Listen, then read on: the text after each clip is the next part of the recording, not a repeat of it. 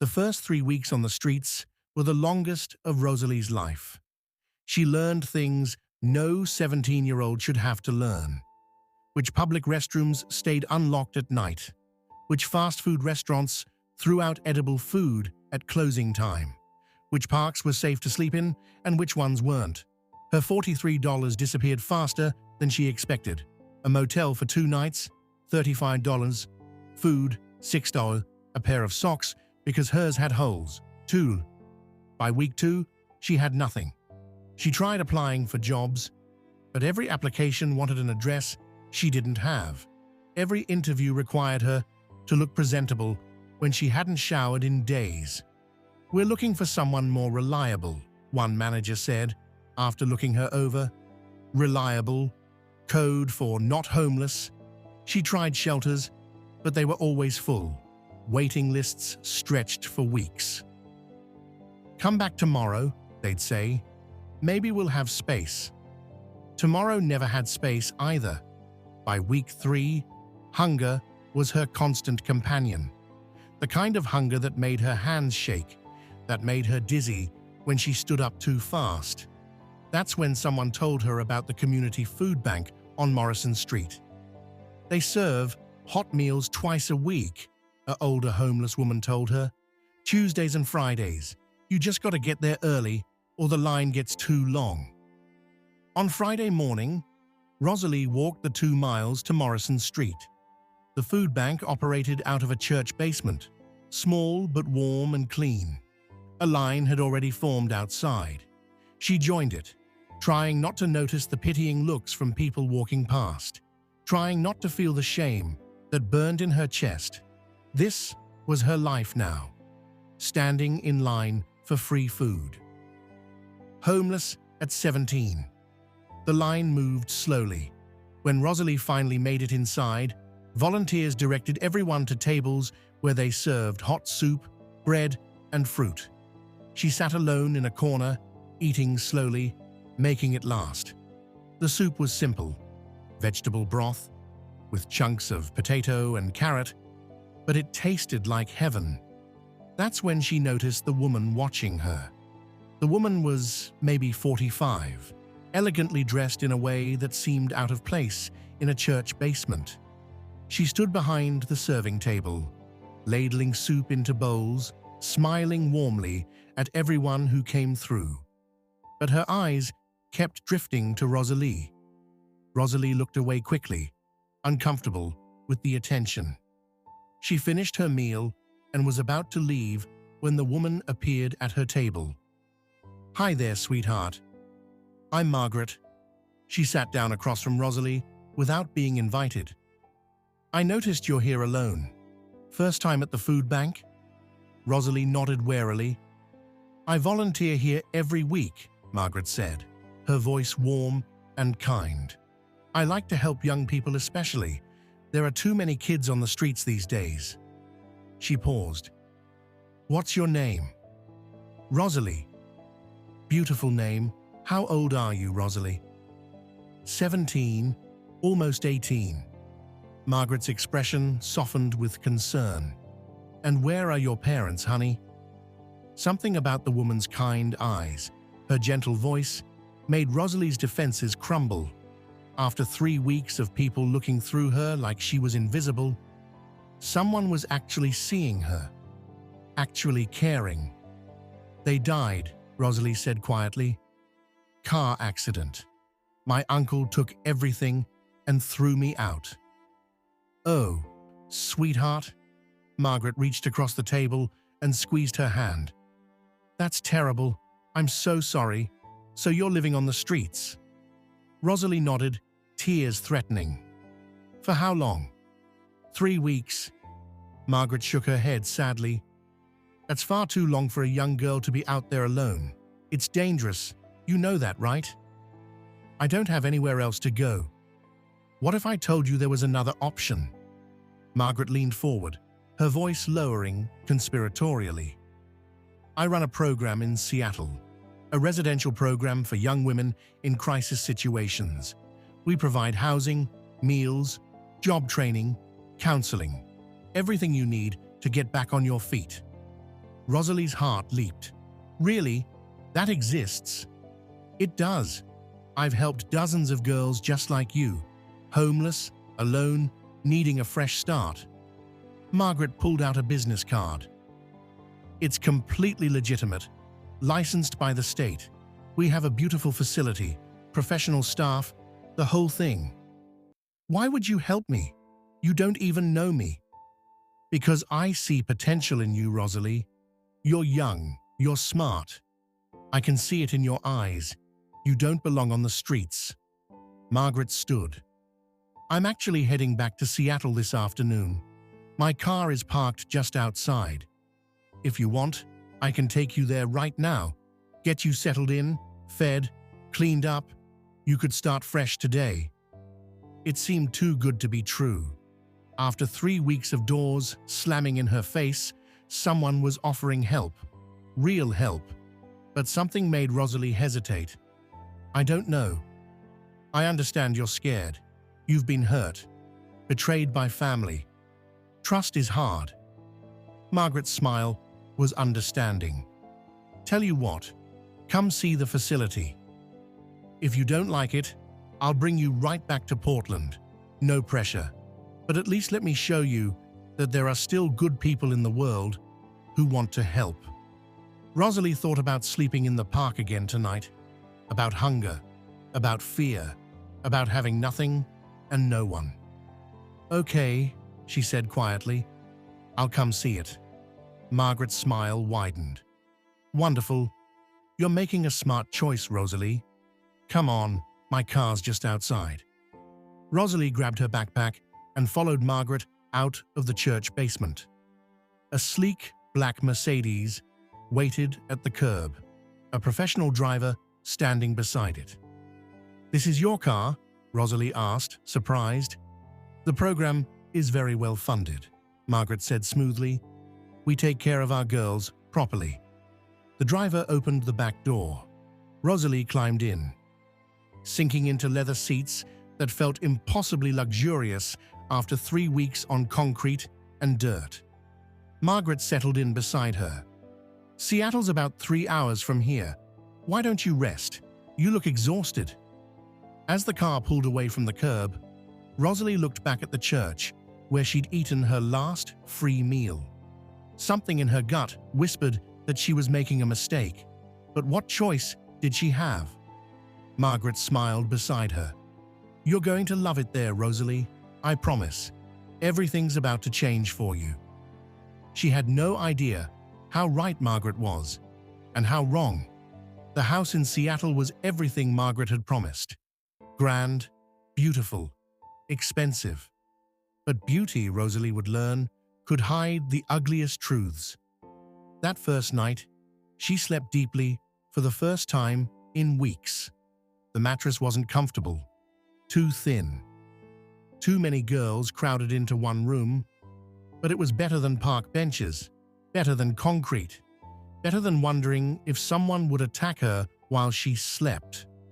When morning came, one of the other girls shook her awake. New girl, Margaret wants you, now. Rosalie sat up, disoriented. The girl who'd woken her was maybe 20, with dark circles under her eyes, and a hardness that seemed wrong for someone so young. What's your name? Rosalie asked. Janelle, and if I were you, I wouldn't keep Margaret waiting. The main house was even more impressive in daylight. Marble floors, crystal chandeliers, artwork that probably cost more than Rosalie's childhood home. Margaret's office was on the second floor, a corner room with floor-to-ceiling windows overlooking Puget Sound. Margaret sat behind an enormous desk, perfectly dressed, perfectly poised.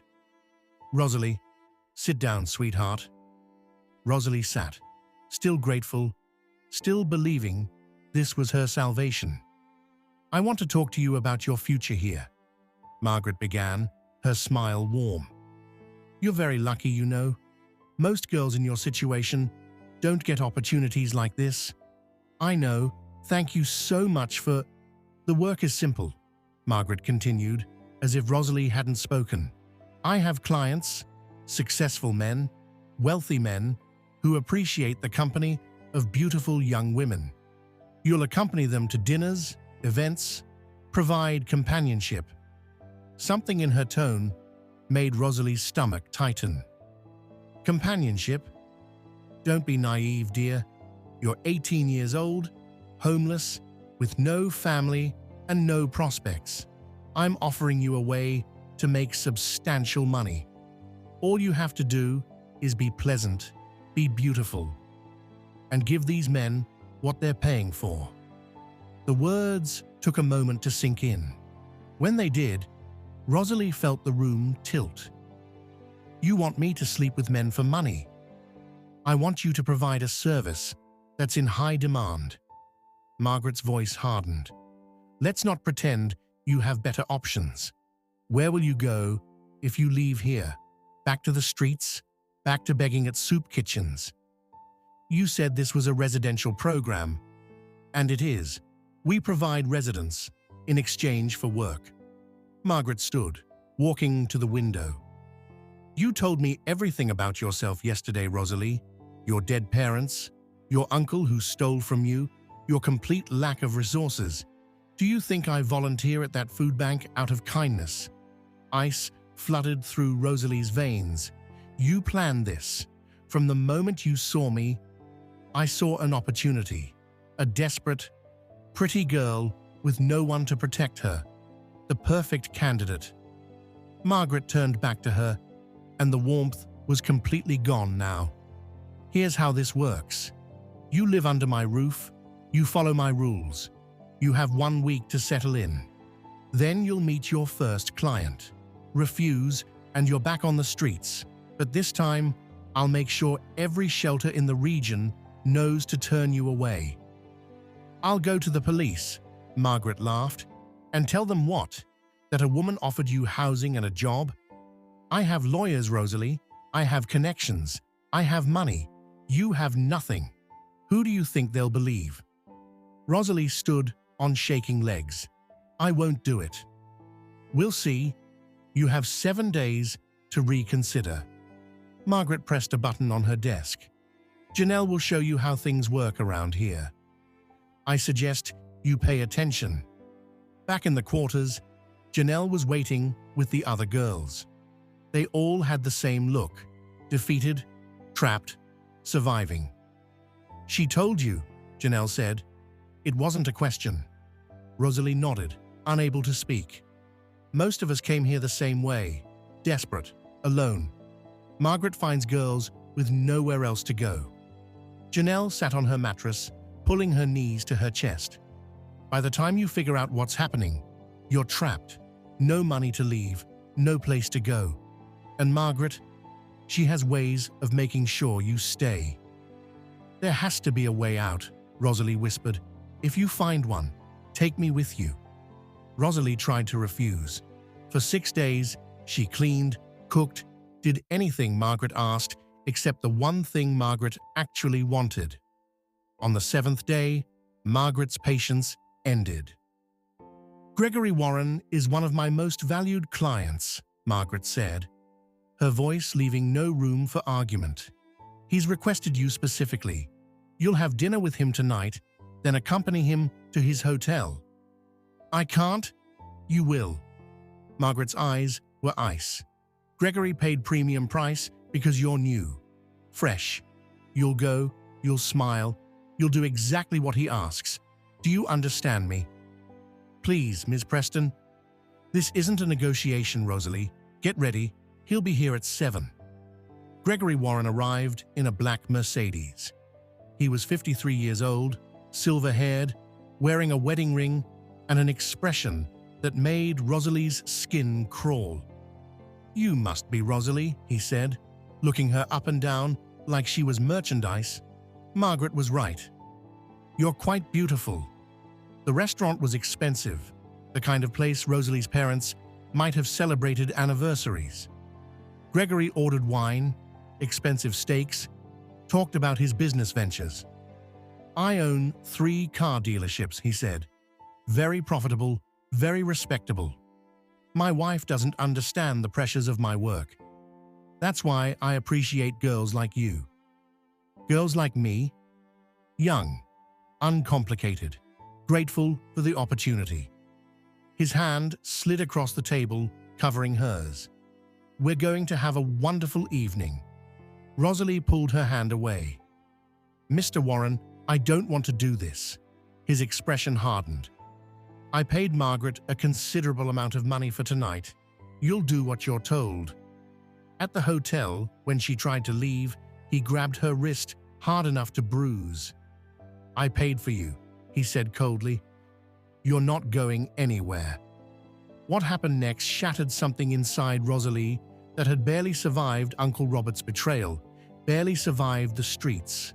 If you're still watching, if Rosalie's story is breaking your heart the way it's breaking mine, hit that subscribe button. This story gets darker before the light breaks through, but I promise you, it's worth staying for. Drop a comment right now. Keep fighting, Rosalie. Let's send her strength across time. Afterward, Gregory left $500 bills on the nightstand and walked out without another word. Rosalie lay on the bathroom floor, her body aching, her spirit broken, and made a decision. She would rather die than live like this. The opportunity came 2 weeks later. 3 girls had gotten sick. Bad for business. Margaret sent Rosalie to pick up medication from a pharmacy across town. You have 1 hour, Margaret said, handing her $80. If you're not back, I'll find you, and you'll regret it. Rosalie took the money and walked out the gate. Then she ran. She ran down streets she didn't know, through neighborhoods that blurred together, ran until her lungs burned and her legs threatened to give out. She ran until she was sure, absolutely sure, that Margaret couldn't follow. She collapsed behind a grocery store 3 miles away, gasping for air, still clutching the money. $80. That was it. Everything she had in the world. She bought the medication first, not for Margaret, but for herself. The stress and fear had made her sick. Then she bought real food, a sandwich that tasted like freedom, an apple, a bottle of water. With the remaining money, $37, she found a pay-by-the-week motel. 1 week of safety, 1 week of a locked door, 1 week to figure out what came next. But 1 week ended too quickly. On her last morning at the motel, Rosalie woke at 4 a.m. to the sound of a delivery truck outside.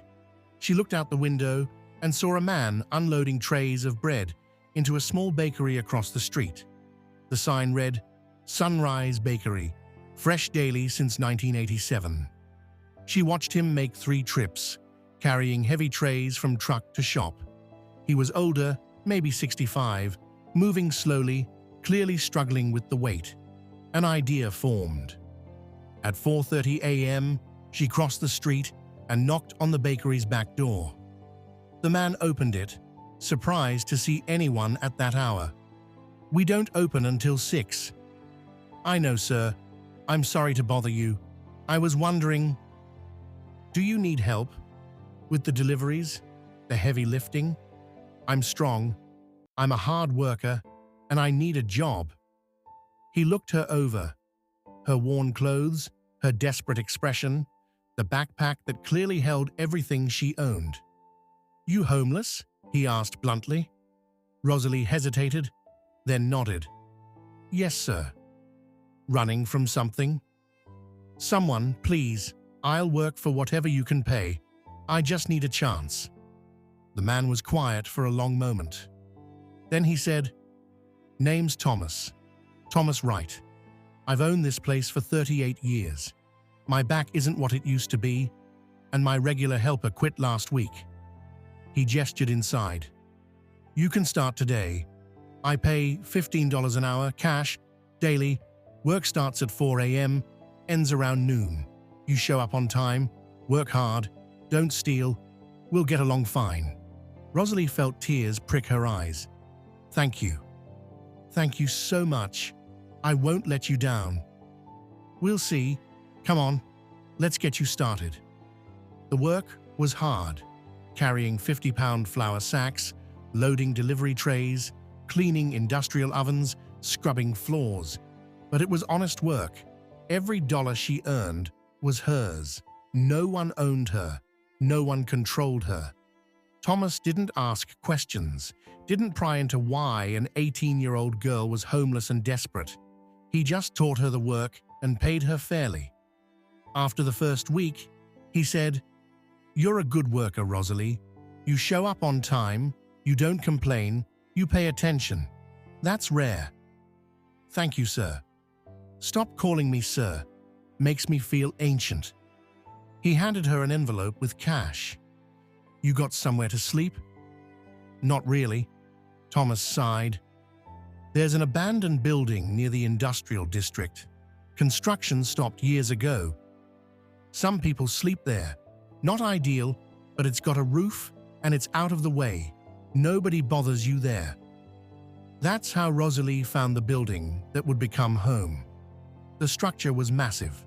4 floors of unfinished concrete and exposed rebar. The construction company had apparently gone bankrupt mid-project. Now it stood empty, forgotten. Rosalie moved in with her backpack and $43 saved from her first 3 days of work. The first night was terrifying. Every sound echoed, every shadow seemed threatening, but it was hers. No Margaret, no clients, no one to hurt her. Over the next 3 years, she transformed that concrete shell into something resembling a life. She found a mattress someone had thrown out, stained but usable after she cleaned it. She bought a camping stove from a thrift store for $8. She collected rainwater in buckets for washing. She hung sheets to create walls, privacy. She strung battery-powered LED lights across the ceiling, simple but effective. In the dark, they looked almost magical. Every morning, she woke at 3:30 a.m. She washed using collected rainwater heated on her camping stove. She dressed in clothes she hand-washed and air-dried. She walked to Sunrise Bakery and worked until noon. Thomas paid her daily in cash. On good weeks, she made over $500. She saved every penny she could, hiding money in different places throughout her space. "You ever think about doing something more?" Thomas asked one day as they loaded the delivery van. "You're smart, Rosalie. You notice things. You solve problems. You could do more than hauling bread." "Like what?" "I don't know. Business. Management. Something." He paused. "You got potential. Don't waste it." Rosalie had smiled but said nothing. Dreams felt like luxuries she couldn't afford. Survival was enough. She thought about her family often. Her mother's poetry, her father's business advice, Austin's endless questions about everything.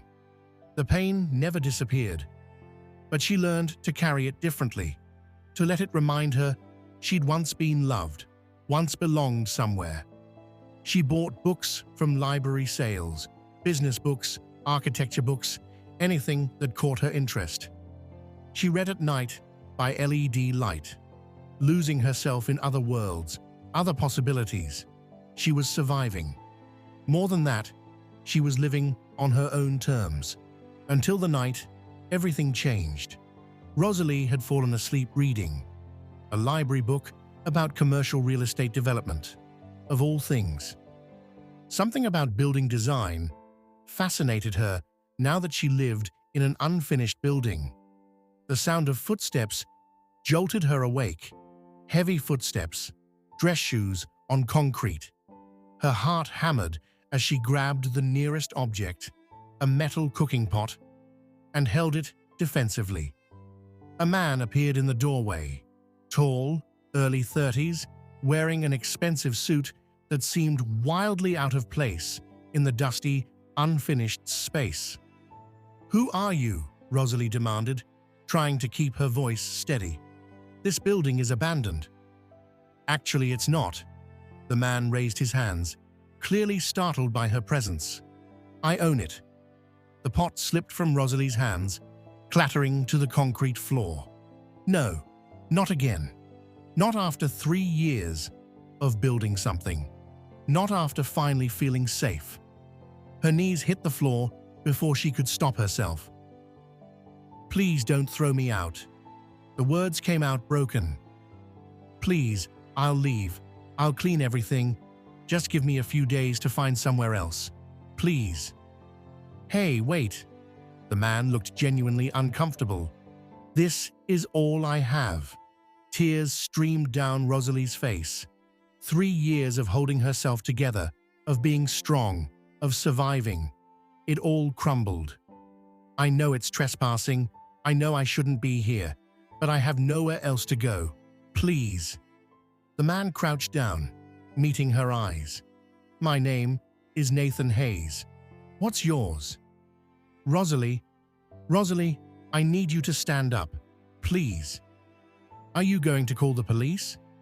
I don't know yet, but I can't have a conversation with you on your knees. Stand up. Rosalie stood slowly, her whole body shaking. Nathan looked around the space. The mattress, the camping stove, the LED lights, the carefully organized belongings. How long have you been living here? 3 years. His eyebrows shot up. 3 years in an unfinished building. She nodded, wiping her face. I'm sorry. I didn't think anyone would ever come back. You've made it. He paused, seeming to search for words. You've made it a home. It's all I have, Rosalie repeated. Nathan ran a hand through his hair, clearly conflicted. Look, it's late. I'm not going to throw you out tonight. But we need to talk. Tomorrow. Can you meet me here at 10 a.m.? You're really not calling the police? Not tonight. He pulled out a business card and handed it to her. This has my cell number. If you need anything before tomorrow, call me, okay? After he left, Rosalie collapsed onto her mattress, her heart still racing. She didn't know what tomorrow would bring. But for tonight, she still had a home. Nathan arrived at 9:45 a.m. with 2 coffees and a bag of bagels from Sunrise Bakery, ironically. Thought you might be hungry, he said, handing her one of each. Rosalie took them, surprised. Thank you. These are from where I work, actually. You work at Sunrise? Yeah, for 3 years. Thomas hired me when no one else would. They sat on overturned crates, her furniture. In daylight, Rosalie could see him more clearly.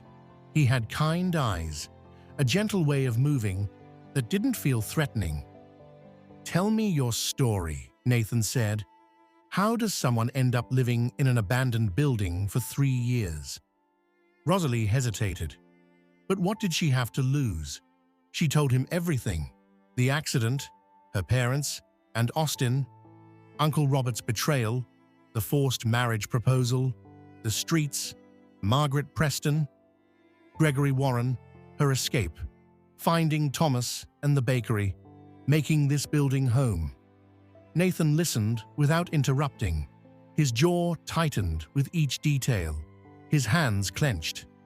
But he let her finish. Your uncle stole everything, he said finally, his voice tight with anger. Everything. And this Margaret woman trafficked you. Rosalie flinched. I guess that's what it was. That's exactly what it was. Nathan stood, pacing. Did you ever report either of them? To who? I'm a homeless girl with no proof. They're wealthy people with connections. Who would believe me? Nathan hated that she had a point. And now you work at a bakery. It's honest work. Thomas treats me fairly. I'm surviving. Surviving? Nathan turned to look at her. Is that really enough? It's more than I had. They were quiet for a moment. Then Nathan said, I have a proposition for you. Rosalie's expression immediately shuttered. I'm not interested in that kind of... A business proposition, Nathan interrupted quickly. Legitimate employment. I'm listening. This building was supposed to become condos 5 years ago. Obviously that didn't happen. But I'm thinking now it could be something else. Mixed-use development. Retail below, residential above.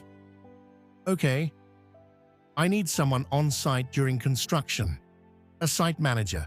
Someone responsible, observant, trustworthy. Usually, I hire expensive professionals who don't care about the project. But you... He gestured around. You've lived here 3 years. You care about this place. You'd notice things others wouldn't. I don't have construction experience. You don't need it. You need to be organized and pay attention. I'll teach you the rest. Nathan leaned forward. Here's what I'm offering. $45,000 a year salary, health insurance, and most importantly, a real apartment. I'll build it first, before the main construction. Walls, heat, running water, security. Rosalie stared at him. Why would you do this? Nathan was quiet for a moment. When I was 14, my mum died of cancer. My dad fell apart, started drinking. We lost our house. For 6 months, we lived in our car. I'm so sorry. A man named Bill Warren gave my dad a chance eventually. A job at his construction company, an apartment, a fresh start. Bill saved our lives. He died 5 years ago, but I think about him every day. Nathan met her eyes. Maybe I'm paying that forward, or maybe I just think you deserve better than surviving in an abandoned building. Either way, the offer is real. I don't need charity. It's not charity, it's employment. You'll work for every penny. He stood. Think about it. Call me when you decide. After he left, Rosalie sat holding his business card. A job, a real apartment, a chance at something more than just survival. It seemed impossible. But then again, so had surviving 3 years on her own. 3 days later, she called.